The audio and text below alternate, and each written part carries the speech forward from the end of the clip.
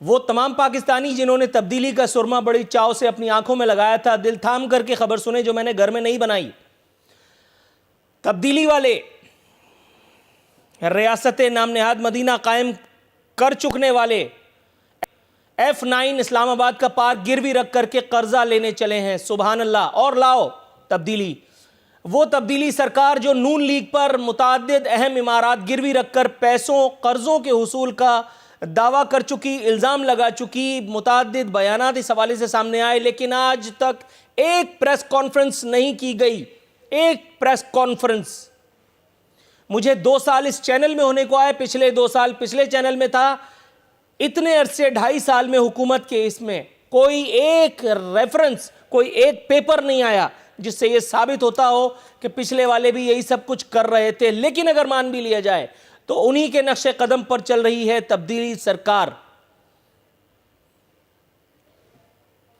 अहम बात यह है कि गुज़िश्ता साल कराची के जिना इंटरनेशनल एयरपोर्ट को गिरवी रखकर 500 अरब रुपए का कर्जा लिया जा चुका। 500 अरब रुपए। यही सिकूक बॉन्ड्स का चक्कर इसहाक डार ने चलाया था। इसहाक डार पर तबर्रा अपनी जगह, उन्हीं के नक्शे कदम को फॉलो कर रही है ये तब्दीली सरकार। और जाहिर है कि इस खुशफहमी में अगर आप पड़ जाते हैं कि ये 500 अरब रुपए आपको और मुझे हमारे घरों पर मनोसलवा उतारने के लिए लिया गया है, तो आप मुंह धो रखिए या किसी अच्छे दिमागी मुआलिज का रुजू कीजिए। यह रकम सरकार की उन्हीं अल्ले तल्लों पर जिस पर आज से पहले चोरों और डाकुओं के दौर में उड़ती रही है।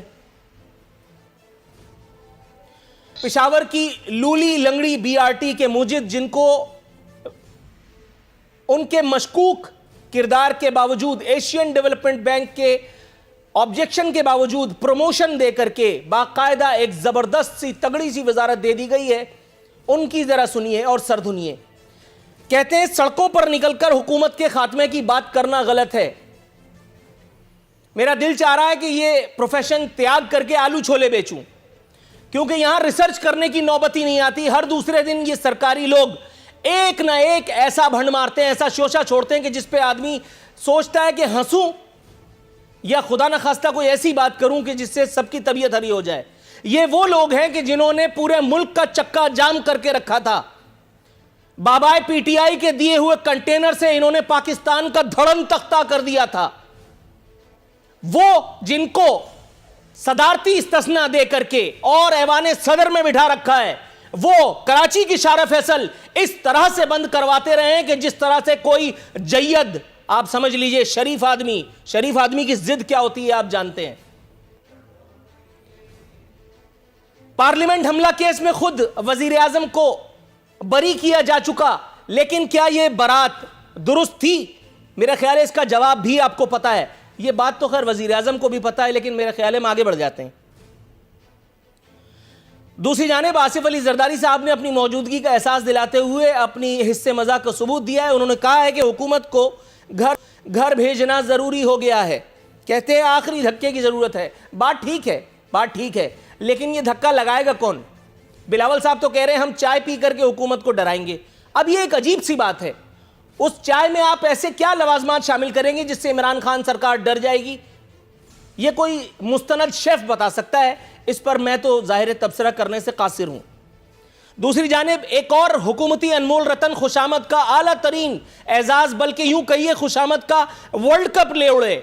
ये वो मौसूफ हैं जिन्होंने खुद इमरान खान के बारे में इस कदर रकीक बातें की हैं, ऑन एयर हो चुकी हैं। यूट्यूब पर टाइप करेंगे तो आप खुद ही अपना मुंह शर्म से छुपा लेंगे। लेकिन मेरे सरकार का हुस्न ज़न या मजबूरी सुनिए।